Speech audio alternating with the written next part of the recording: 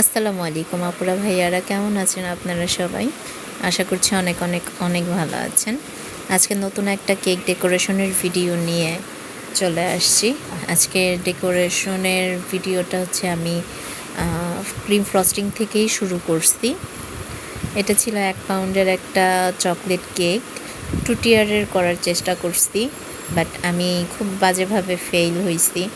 কারণ এটা মানে 2 টিয়ারের করার কারণে এটার মধ্যে আমি কোনো কাজই করতে পারি নাই, কোনো ডেকোরেশনই আমি ওইরকম করতে পারি নাই, কোনো স্পেসই ছিল না। আপুরা আমি জানি না কিভাবে 2 টিয়ারের কেক ওনারা তৈরি করে। আমি কিছু কিছু পেজ থেকে আমি দেখে আমি ইন্সপায়ার হয়ে এটা করার চেষ্টা করছিলাম, যে আমিও একটু চেষ্টা করে দেখি যে হয় নাকি, করতে পারি নাকি আমি। তো আমি আসলে পারি নাই। আমি মনে হয় না আমি আর কখনো 2 টিয়ারের কেক 1 পাউন্ডের মধ্যে আমি করার চেষ্টাও করব। এটা ছিল হচ্ছে আমার বাসায় খাওয়ার জন্য কেকটা। আমার মেয়েটা অনেক দিন ধরেই বলতেছিল যে আম্মু একটু কেক খাবো, কেক বানায় দাও। তো আমি আসলে সময়ই কুলায় উঠতে পারতেছিলাম না। আমার কেকের বিজনেস, সংসারের রান্নাবাড়া, আমার 2টা বেবি, পিঠাপিঠি। তো ছোটোটার 10 মাস, তো কোলে থেকেই নামে না। তো সব কিছু মিলায় আসলে হয়ে উঠতেছিল না। তো বাসায় একটু ননাস আসছিল বেড়াতে।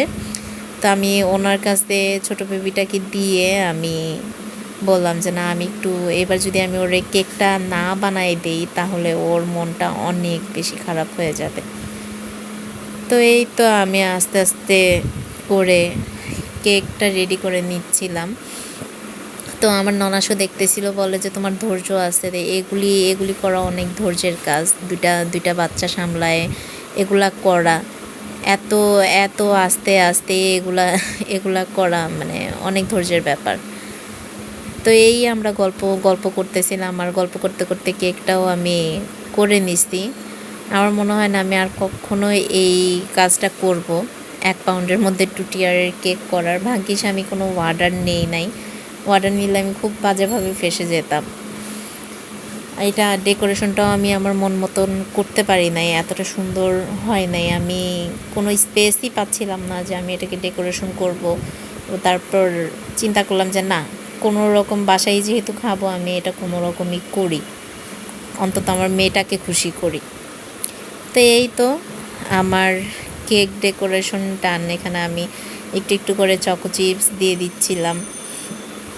আর আমার মেয়েটা পাশ থেকে অনেক কান্নাকাটি করতেছিল, আর ও অনেক খুশিও ছিল যে ও মানে চকলেটগুলো খাচ্ছিল নিয়ে। তো এই তো আর অপেক্ষায় ছিল কখন সে এই কেকটা কাটবে, এই অপেক্ষায়। তা আমার কেকটাও ডেকোরেশন করা ডান। আমার মেয়েটাও অনেক খুশি, আলহামদুলিল্লাহ। আর কেকটা খেতেও অনেক মজা ছিল।